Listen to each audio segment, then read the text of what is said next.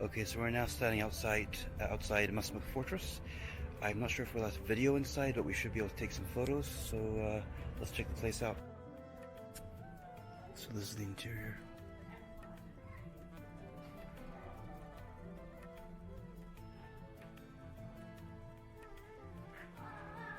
There are arrows pointing which way to go.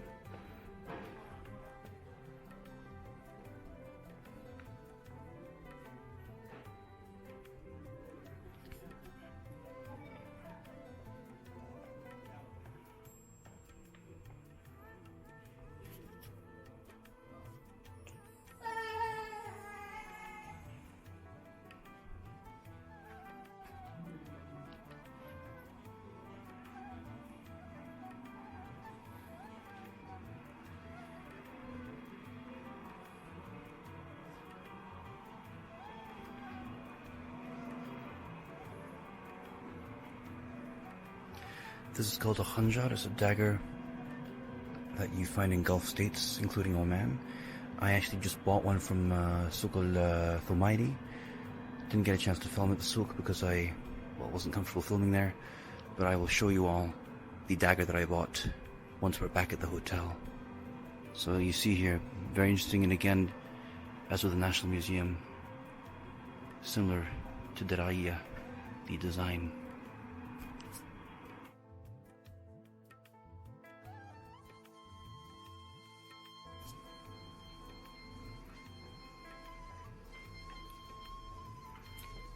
The expansion of Saudi Arabia. Selected sayings of King Abdulaziz.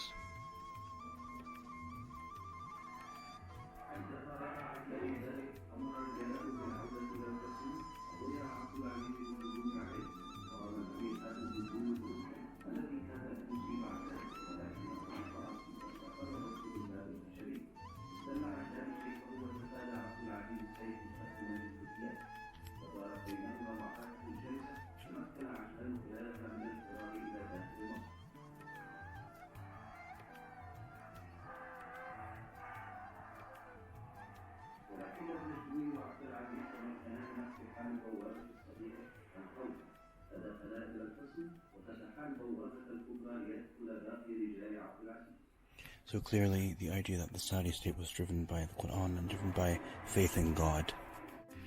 So here we have an example of the thobe or dishdash, or the long dress, and a British made rifle. So the relationship between Britain and Saudi Arabia comes to the fore. This is a cloak or dagger worn on formal occasions. Very, very beautiful. Very interesting. And again, a British made musket as well next to it.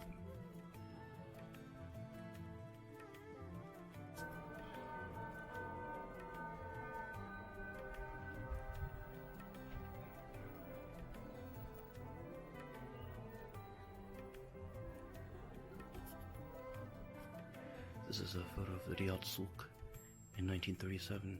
It looks a lot like Al-Diraiya, the historical old capital we visited.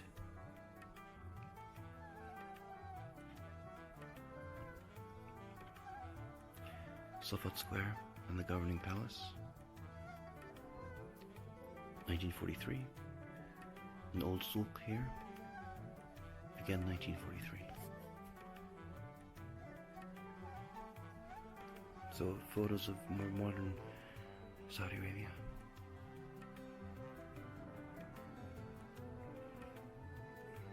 Auction Souk, East Riyadh, 1949.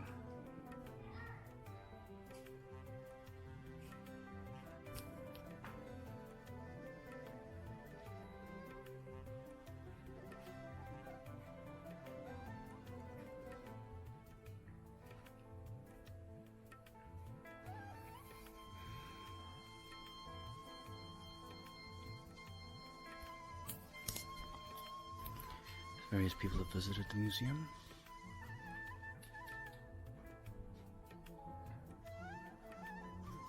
Shak Khane Shak.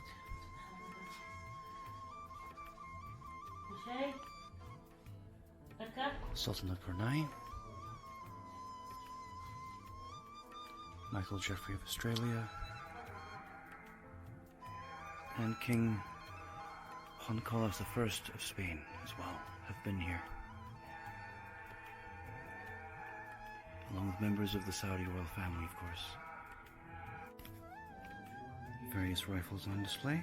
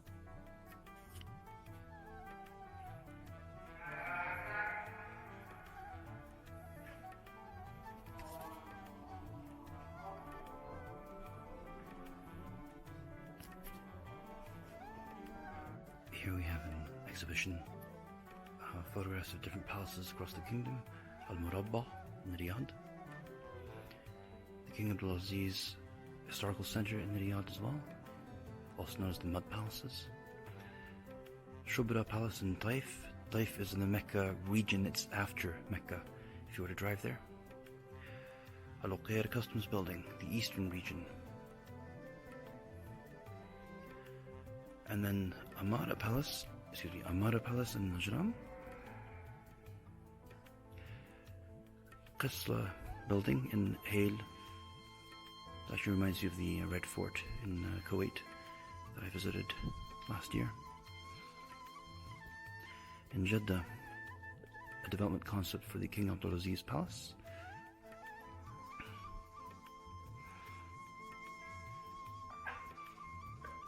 In Al-Dawadmi, the King Abdulaziz Palace. In Al-Qiriyat, the Kaf Palace. In the northern borders, the Amara Palace here. Qasr al-Sahud Palace in Al-Mubarris. In the Tabuk region,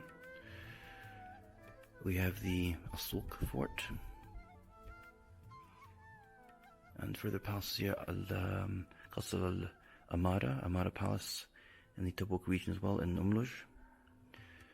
And a further here, this is actually a school in Al-Ahsa. Mohammed bin Salman, Crown Prince since 2017. King Salman, monarch since 2015. On a side note, again, as with Murabba Palace, it's warm outside. When I step inside in any of the rooms, it's probably air conditioning, but again, I also feel a cooling effect because of the material used to build this place. So that was a visit to Masmuk Fortress. I think we will try to find a taxi and move on to the mall.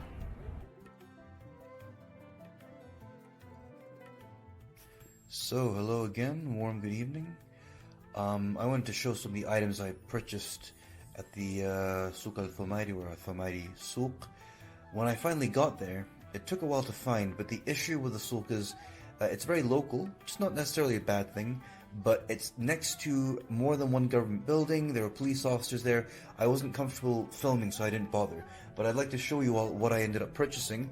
So firstly here, this is an oud burner to burn bakhur or incense. It has the Saudi palm tree and sword emblem on it. Next, at a mall, guess what else I bought? More perfume. This is by Ibrahim Qureshi. They are a brand that you will not get outside of Saudi Arabia, or at least the Gulf. Very well known, reasonably priced. This has musk and oud combined. Beautiful, beautiful perfume. I tried it, and so it's a reminder that there are certain brands that you could only find in the Gulf of Saudi origin, for example. So Abu Sam Qureshi, I'll find that in London. Arabil al-Oud or Arabian Oud, I'll find that in London as well, albeit more expensive. But this brand, Ibrahim al-Qureshi, you will only find it really here. So that's a very nice perfume. And last, but certainly not least, is this particular piece. This is called a Khanjar or dagger, very common in the Gulf. It's not a particularly expensive piece. I bought it for probably the equivalent of £50 or so. I didn't bother haggling.